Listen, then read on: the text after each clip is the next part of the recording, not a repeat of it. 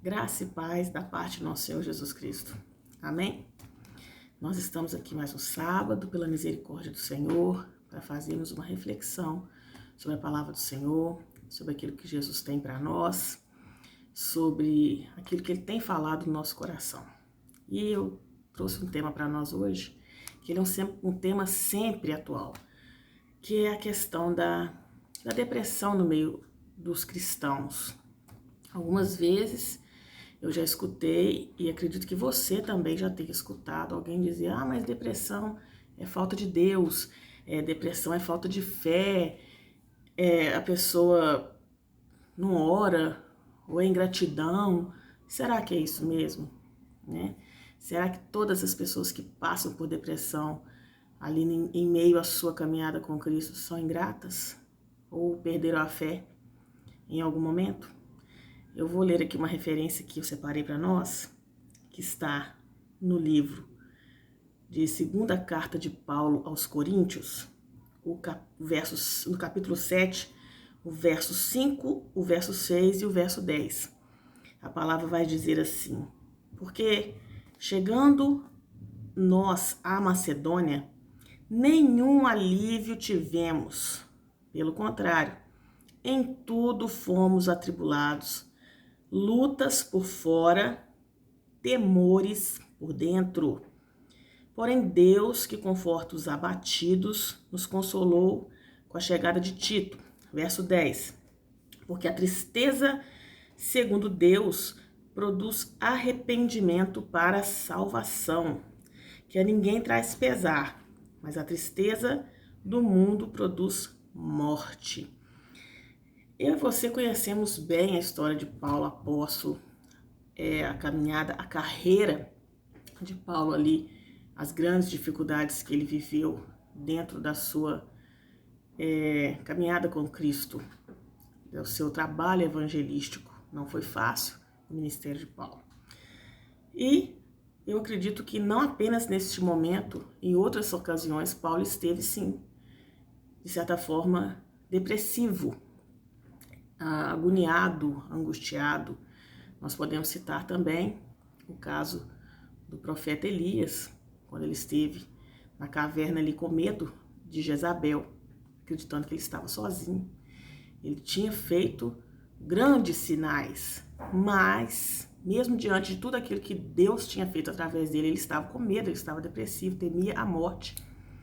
Nós podemos citar também o próprio nosso Senhor, né? O próprio Jesus, ali no Getsemane, onde a palavra vai dizer que ele suou sangue, um fenômeno ali que nós conhecemos como hermatidrose, se eu não me engano é isso mesmo, onde a pessoa entra num colapso nervoso, emocional tão profundo que pode acontecer da pessoa suar sangue, e isso aconteceu com o nosso Senhor. Então, com esses 3 exemplos que nós vimos aqui, nós podemos ter certeza que estamos sim sujeitos à depressão, sujeitos à angústia, à ansiedade, até muitas vezes ficarmos abatidos na caminhada com Cristo, porque como Paulo disse aqui, nenhum alívio tivemos, pelo contrário, em tudo fomos atribulados.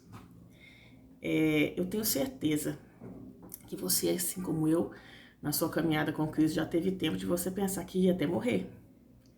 E começa a vir muita luta. Luta na família, luta financeira, às vezes luta no trabalho, lutas emocionais dentro da gente.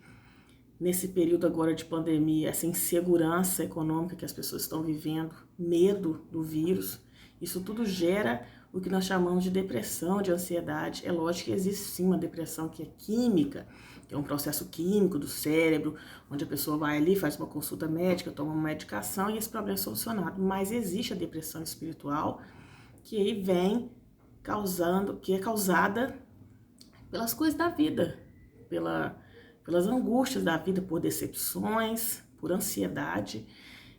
Às vezes eu costumo dizer para os meus amigos, quando nós falamos sobre isso, aquele ditado que a gente ouve, né? Que depressão é excesso de passado, que a ansiedade é excesso de futuro, e que as duas coisas juntas é um inferno na vida da pessoa.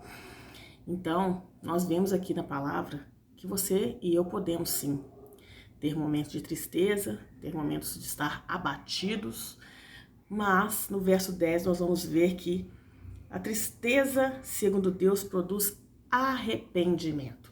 Quantas vezes eu estive ali em situação de angústia por saber que eu tinha cometido um erro, por saber que eu às vezes falei demais, ou não falei quando deveria, ou julguei uma pessoa, não fiz o bem, como a palavra nos diz ali no livro de Tiago, que aquele que sabe fazer o bem não faz, peca.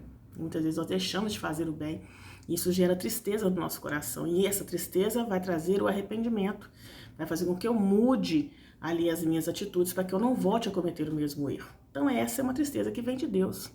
Agora, a tristeza do mundo, que a Bíblia diz aqui que produz a morte, aí nós temos que pedir a Deus que nos liberte dela mesmo. Porque pode acontecer de ser, sim, ingratidão. Às vezes nós sofremos porque queremos muito ter coisas que às vezes não dá para comprar, coisas materiais. Às vezes sofremos porque queríamos que as pessoas que convivem conosco fossem do nosso jeito, e não é assim que funciona.